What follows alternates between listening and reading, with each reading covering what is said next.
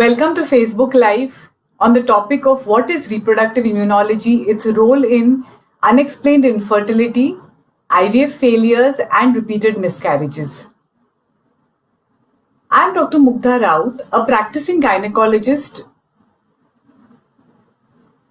And obstetrician with special interest in reproductive immunology, which has taken me up to the education committee of the American Society of Reproductive Immunology. We also have a center called Dr. Raut Center for Reproductive Immunology in Santa Cruz, Mumbai, India, where along with my husband, we treat patients with repeated pregnancy losses, unexplained infertility, and IVF failures with the help of reproductive immunology. So whenever this topic of reproductive immunology comes to my mind, I always remember one couple patient who had come to me. This couple was married for about 8 years. And when they told me their history, they said that immediately 2 years after our marriage, when we were not conceiving, we decided to undergo all the tests required to see why we were not conceiving. So we went to our gynecologist, who did all the tests. It was found out that both of us were completely normal. Our tubes were good, our AMH was good, my husband's sperm count was good. We got everything possible done. This couple was extremely educated and very well aware of what needs to be done. So they got everything possible done to find out why they were not conceiving. So, since everything was normal, they were suggested to do IUI. They did 3 IUI cycles and still they did not conceive. So they moved on to another gynecologist from other references, and they told me, Madam, we ended up doing up to 20 IUIs. At the end of this, someone suggested that they should go in for IVF. So yeah, the couple thought, we thought that since IUI is not working with us, we are not conceiving naturally, might as well try IVF. They said they underwent 6 IVF cycles.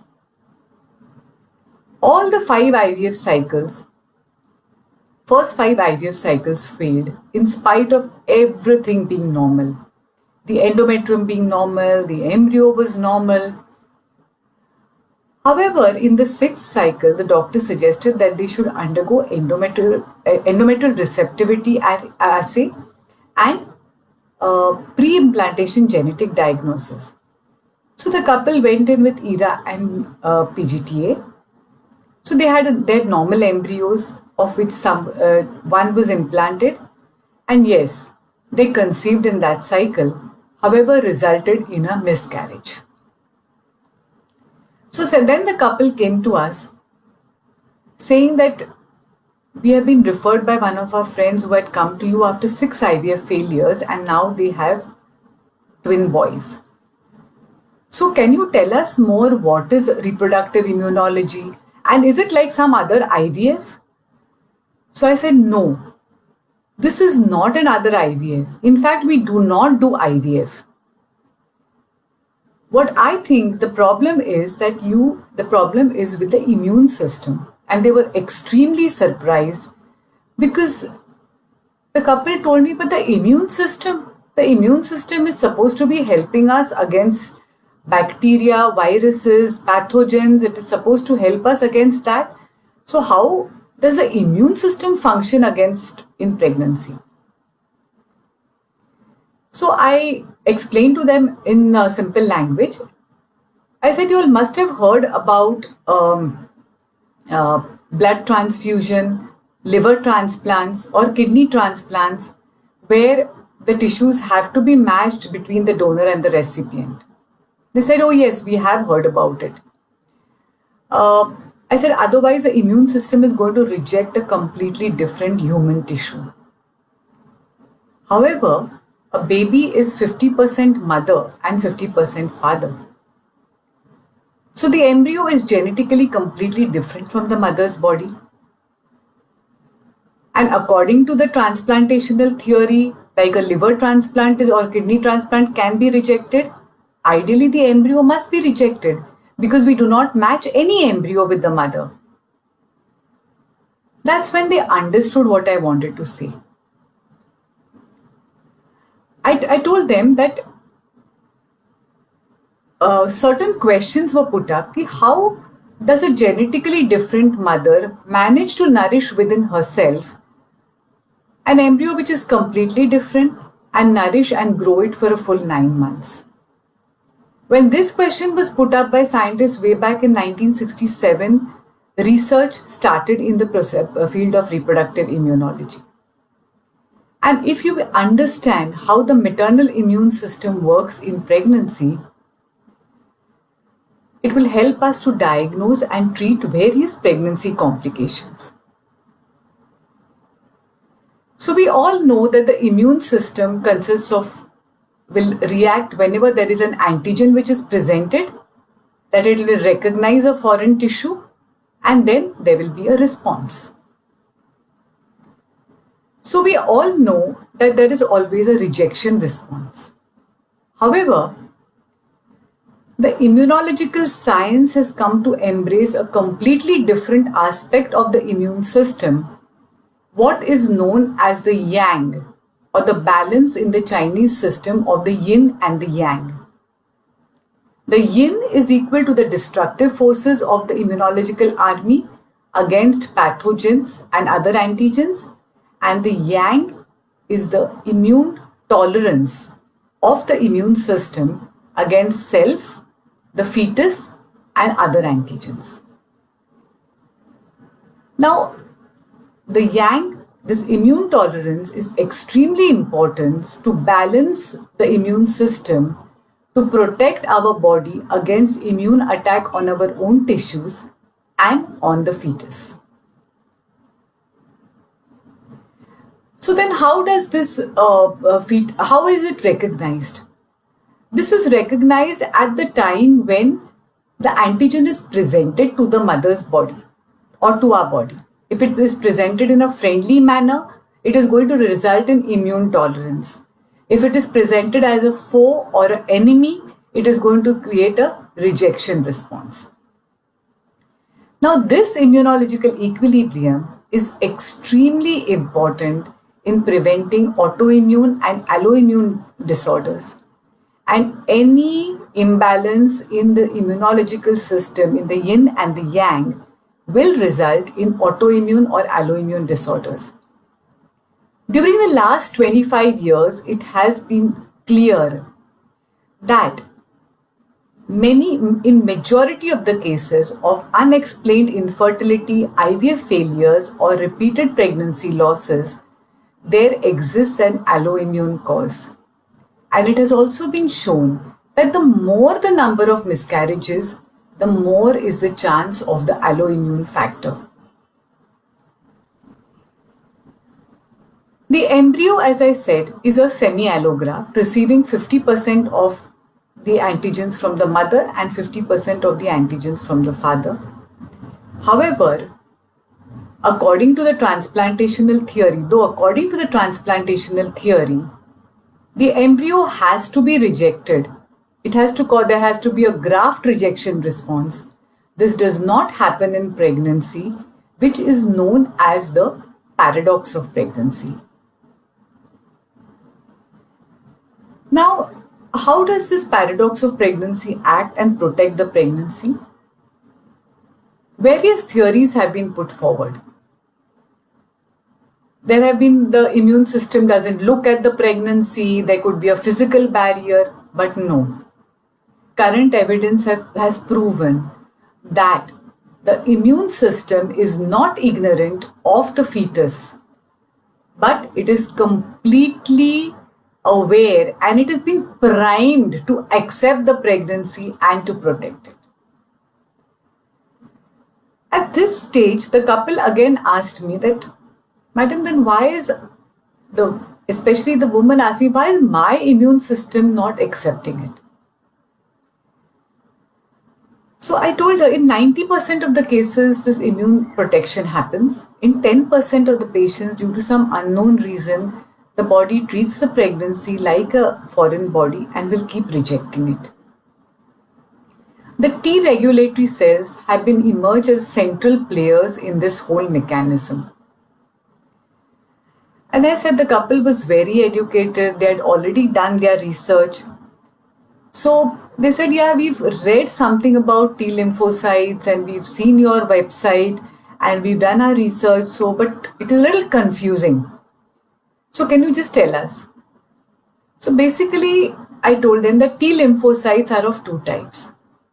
One is the CD8 positive, CD8 plus cells, which are the cytotoxic T lymphocytes, and the other is the CD4 plus cells or the T helper cells or the TH cells. Now the TH cells divide into two types. One is the TH1 cells, which produce pro-inflammatory cytokines. The second is the TH2 cells, which produce the anti-inflammatory cytokines, and they also help promote B cell activation.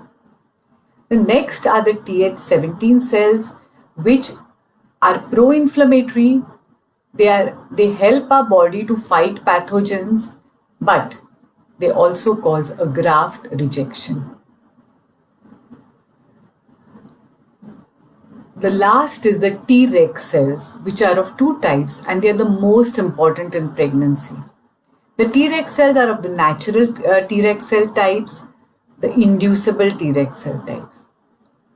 The inducible Treg cells are the ones which are important in pregnancy.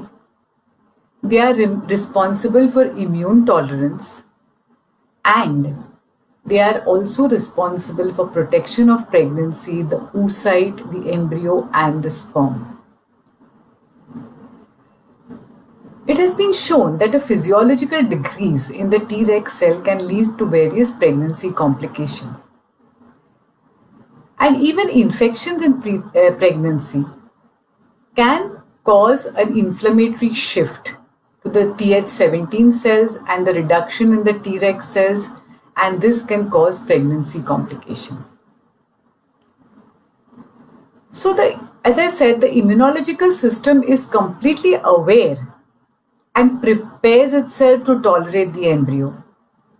And the preparation starts in the woman's body, in the non-pregnant uterus, in the ovary, fallopian tube, and even in the semen of the husband.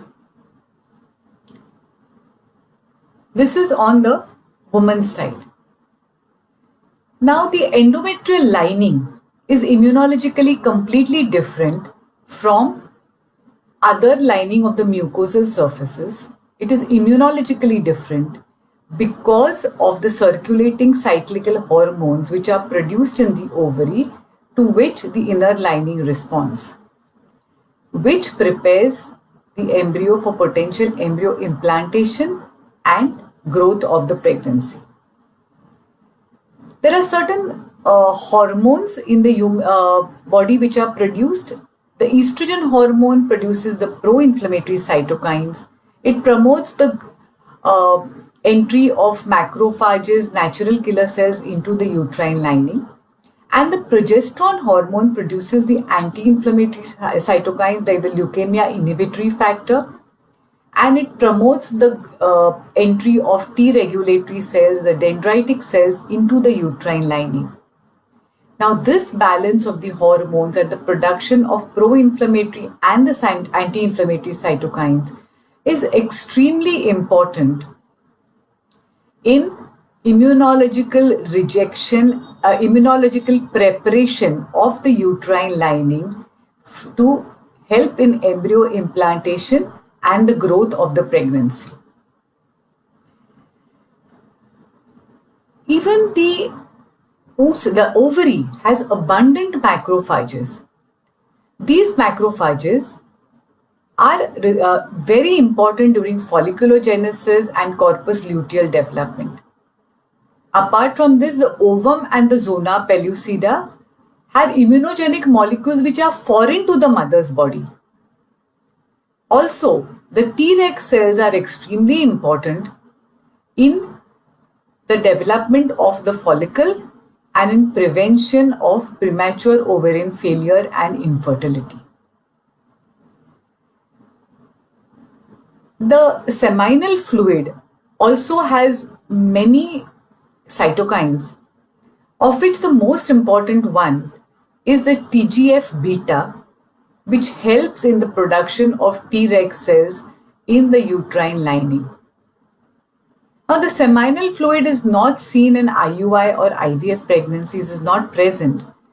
So it is known that these pregnancies can be a little complicated because of the production of because the seminal fluid is absent. Now here I told you till now about the mother's side.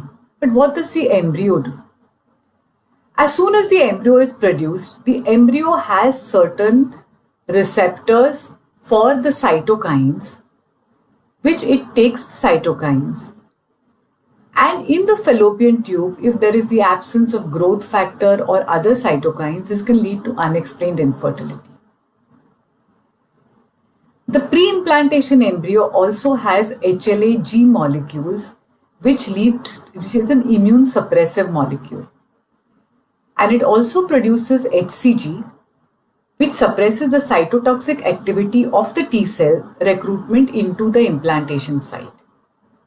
So now, considering all this, how does the embryo protective immunomodulation happen? The embryo protective immunomodulation happens whenever there is allorecognition is going to happen. The decidua on the mother's side, along with the peripheral blood cells, starts producing excess of Treg cells. The Treg cells produces the Th2 response, which along with anti-inflammatory cytokines like interleukin 4, 10 and 13 produces a facilitation response reaction. Facilitation reaction helps produce the blocking antibodies or the asymmetric antibodies, which help in the protection of the pregnancy.